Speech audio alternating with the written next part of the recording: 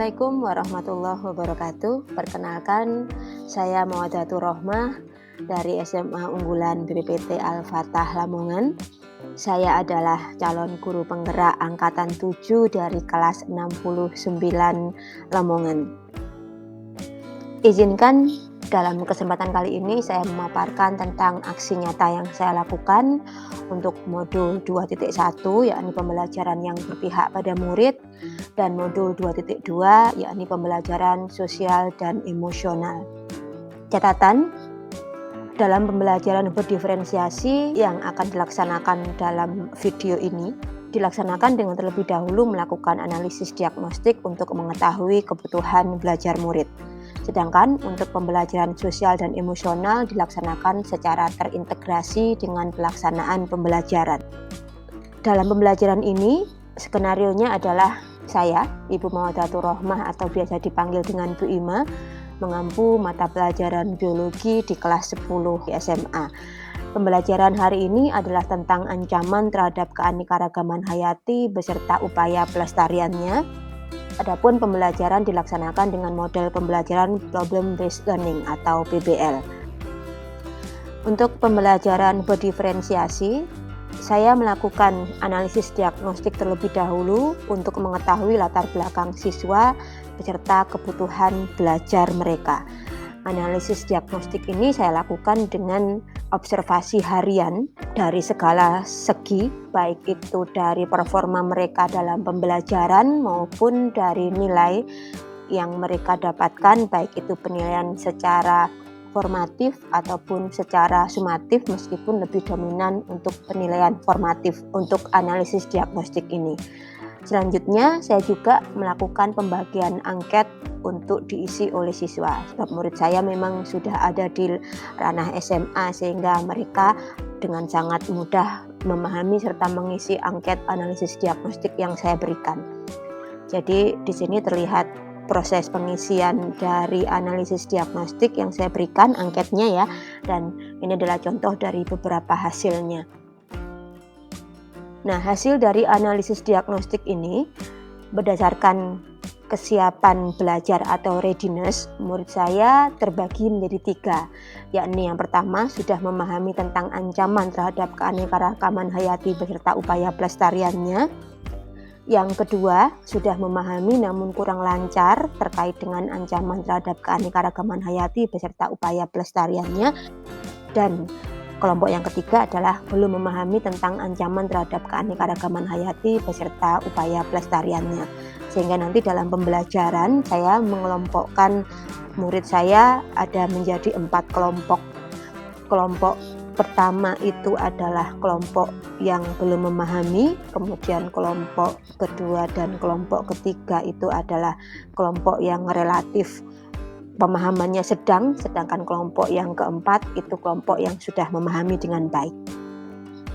Selain itu, hasil dari analisis diagnostik yang saya lakukan berdasarkan minat, murid saya terbagi menjadi 2, yakni ada yang memiliki minat situasional, sehingga minat mereka akan muncul karena situasi yang menarik bagi dia dan bukan karena topiknya. Serta yang kedua adalah ada minat individu.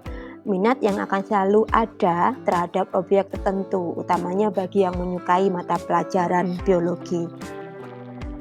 Sedangkan berdasarkan profil belajar, preferensi gaya belajar murid saya dari hasil analisis diagnostik itu terbagi menjadi 3, yaitu ada yang visual, ada yang auditory, dan ada yang kinestetik. Dengan preferensi terhadap lingkungan belajar, dominan untuk belajar di luar kelas namun nyaman. Sehingga sering pilihannya adalah di perpustakaan sekolah, di sekolah kami yang memang kondisinya sangat nyaman.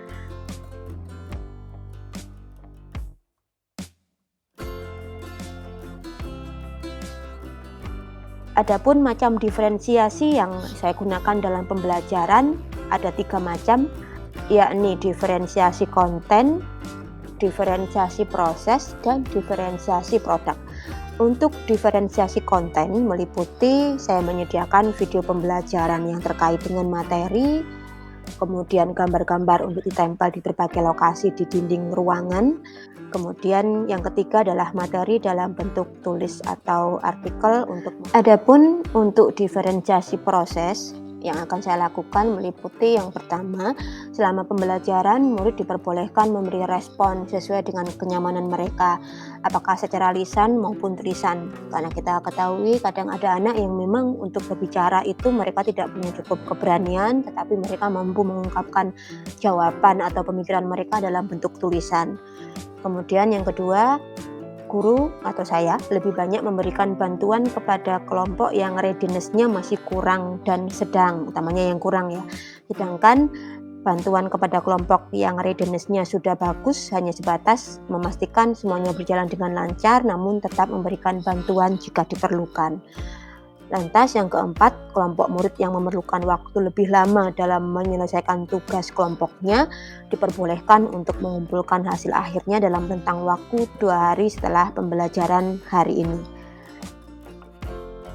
Adapun untuk diferensiasi produk meliputi penyelesaian LKPD untuk menyusun fishbone diagram hasil dari problem based learning ini.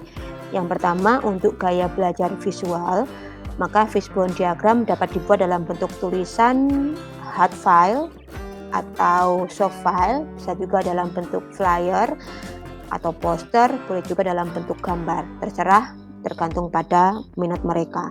Kemudian untuk gaya belajar auditori, fishbone diagram dapat dibuat dalam bentuk vlogging berdurasi maksimal 10 menit, atau boleh juga mereka dengan menceritakan diagram tulang ikan atau fishbone diagramnya ini secara lisan dalam diskusi mereka. Kemudian yang ketiga, untuk gaya belajar kinestetik, fishbone diagram dapat dibuat dalam bentuk flyer atau gambar tangan dan lantas menempelkannya di papan tulis atau di dinding kelas dekat dengan lokasi duduk mereka. Itu tadi adalah terkait dengan pembelajaran diferensiasi.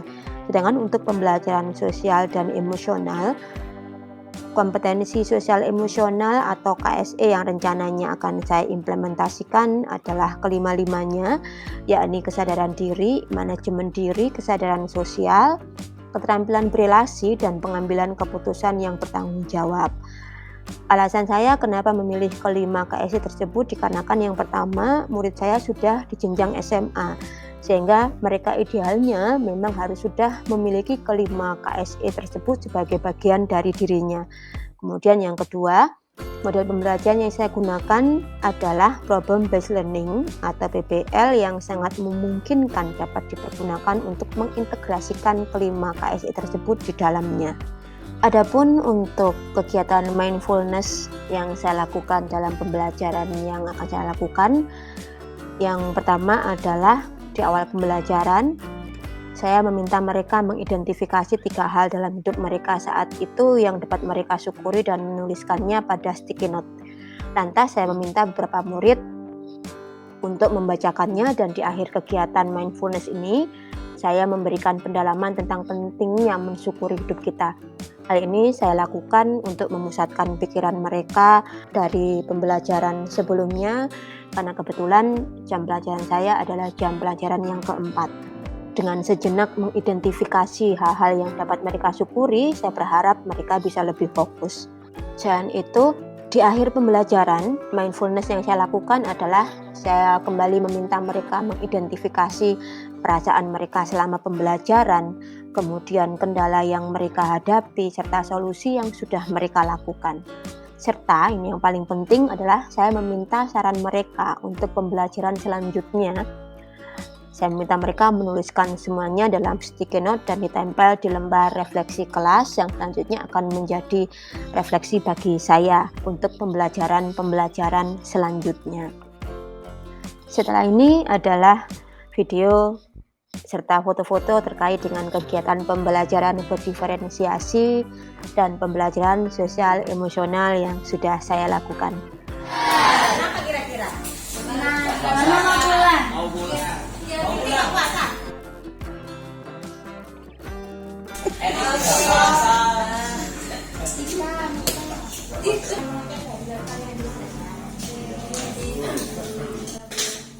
Akan kalian aska kalian kongan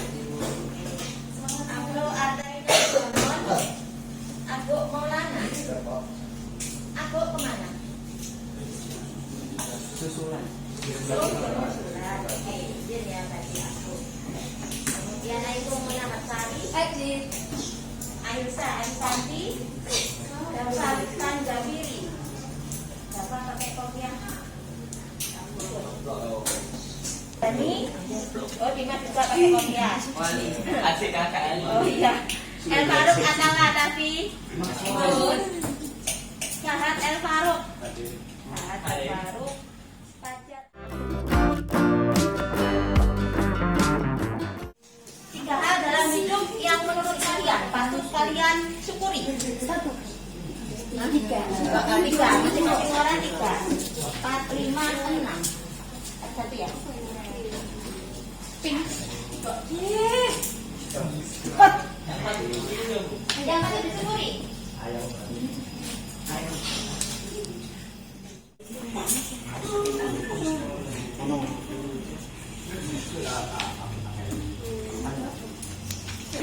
Bebas.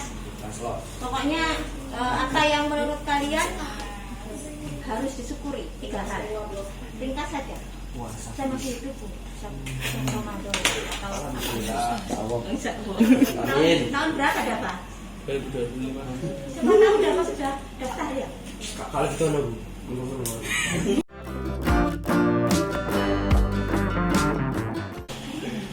Masih yang saya syukuri. Alhamdulillah saya masih diberikan ketakwaan, diberikan iman, dan diberikan rezeki yang lancar.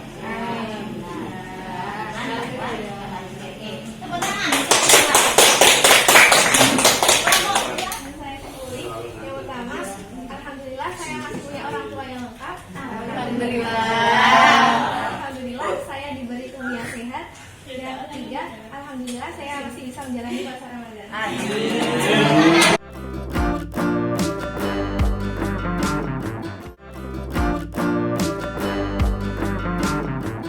Ada nggak yang ketika kecilnya ketemu dengan satu jenis tumbuhan atau hewan, terus sekarang sudah nggak ada? Nak? Ada. Ansori, silakan. Capung. Capung. Dijelaskan deh Pak, tolong. Dia numake sampai Dulu banyak, ya. terus sekarang Sekarang sudah tidak terlihat lagi. jarang ya. Ada yang lain mungkin? Dewa, silakan. Kunang-kunang. Kunang-kunang. Biasanya di malam hari itu masih banyak kunang-kunang dan sekarang nggak ada. Oke. Capung, kunang-kunang, keduanya itu merupakan indikator kesehatan udara. Ya. Kalau ada capung banyak, ada kunang-kunang banyak di sebuah ekosistem, berarti polusi udaranya masih rendah. Harap kalian akan mampu mengidentifikasi erosi atau berkurangnya keanekaragaman hayati, ya Nak ya. Dan kemudian penyebabnya apa? Lantas yang kedua adalah sebisa mungkin nanti kalian berupaya berdiskusi dalam kelas, dalam kelompok kalian untuk menentukan bagaimana cara melestarikan keanekaragaman hayati agar tidak semakin berkurang, agar tidak semakin tererosi. Erosi keanekaragaman hayati serta upaya pelestariannya. Kemudian langkah kedua, nanti Lima akan memberi kesempatan kepada kalian untuk mengeksplorasi, ya, mengeksplorasi materi yang ada di LKPD beserta dengan langkah-langkahnya, gitu.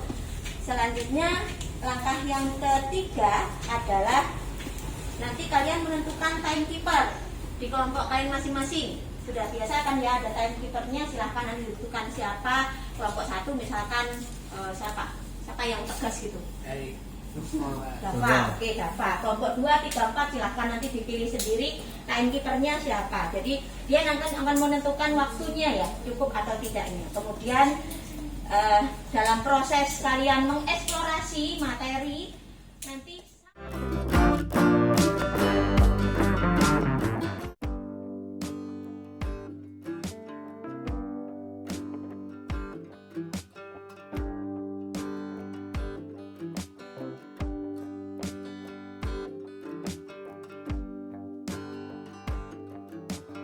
Gajah tersebut telah berkeliling di area desa demi mencari makanan.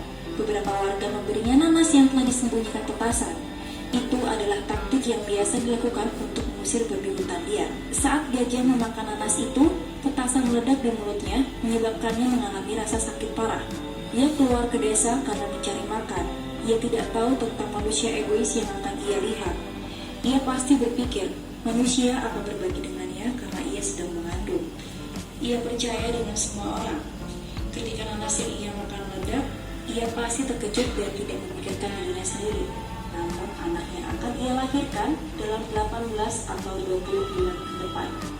Tulis petugas hutan dalam unggahannya.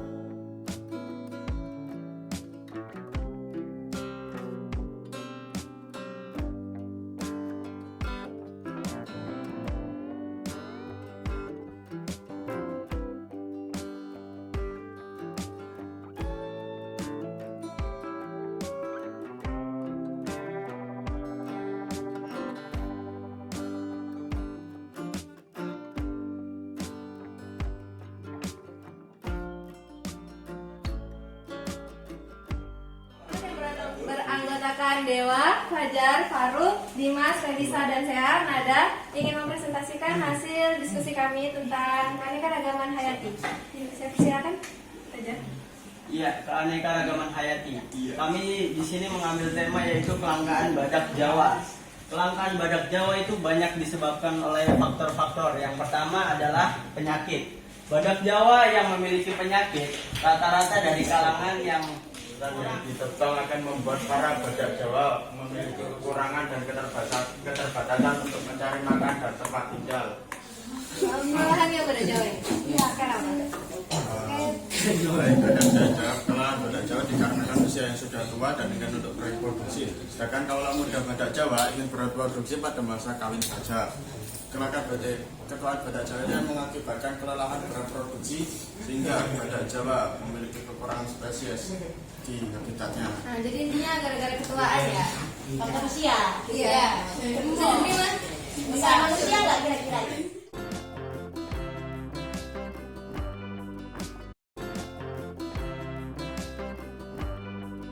Kesimpulan ya.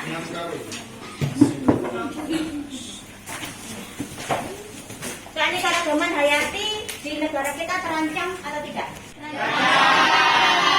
Penyebab keterancamannya apa? Kita simpulkan ya. Jadi keanekaragaman hayati di Indonesia terancam. Utamanya oleh manusia. Utamanya disebabkan oleh ulah manusia. Terus apa yang bisa dilakukan untuk melestarikannya, nak?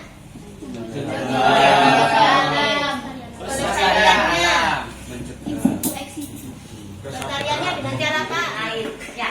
Jadi kesimpulan kita ini seperti ini. Karena kita sudah sepakat bahwa sama berbagi habitat dan penuh kasih sayang terhadap makhluk yang lain.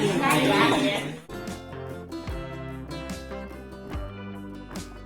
Dan bisa kita tepuk tangannya untuk kita semua karena kalian hari ini sudah luar biasa. Dan eksplorasinya dalam membahas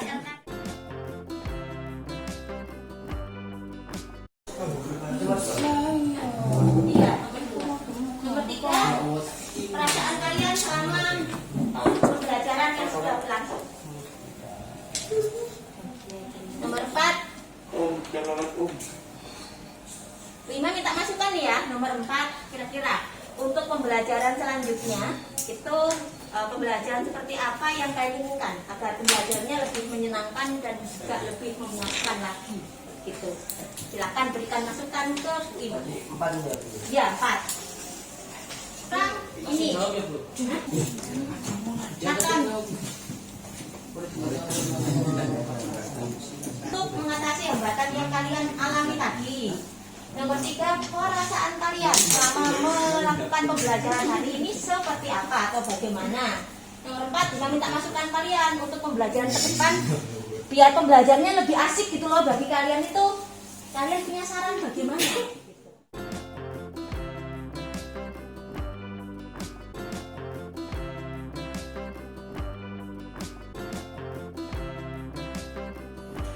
Nanti secara umum perasaannya hari ini bagaimana, Dek? Bagian. Nah, pembelajarannya. Nanti akan Bima baca lebih lanjut kita ya. Nah, tidak. Bila perlu silakan difoto, kirim ke Bu Ima lewat WA. Ya. Nanti akan Bu Ima dokumentasikan di folder biar nanti ketika sudah masuk enak. Ya. Jadi misalkan nemu banyak timbunan sampah yang sampai karuan atau lahan yang rusak atau apapun. Ya, masukannya mohon maaf atas segala kekurangan Bima. Sampai jumpa di pertemuan selanjutnya. Terima kasih. Assalamualaikum warahmatullahi wabarakatuh.